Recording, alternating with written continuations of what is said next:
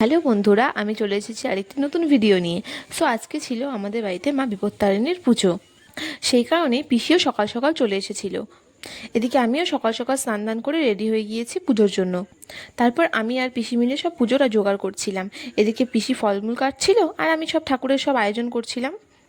তারপর তোমরাই দেখো আমাদের প্যাক প্যাক বুড়িকে কি করছে। প্যাক প্যাক বুড়ি, তারপর তোমরা একটু ওর অবস্থাটা দেখো কি করছে ও আনন্দে।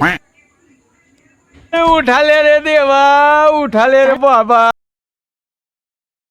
তারপর যেহেতু আমাদের বাড়িতে পুজো ছিল, তো সেই কারণে পিসি একটু আলতা পরে নিচ্ছিল। এবার পিসির দেখা দেখি ওকেও নাকি আলতা পরতে হবে। তো যাই হোক, ও একটু আলতা পরে নিল, বোন ওদেরকে আলতা পরিয়ে দিচ্ছিল।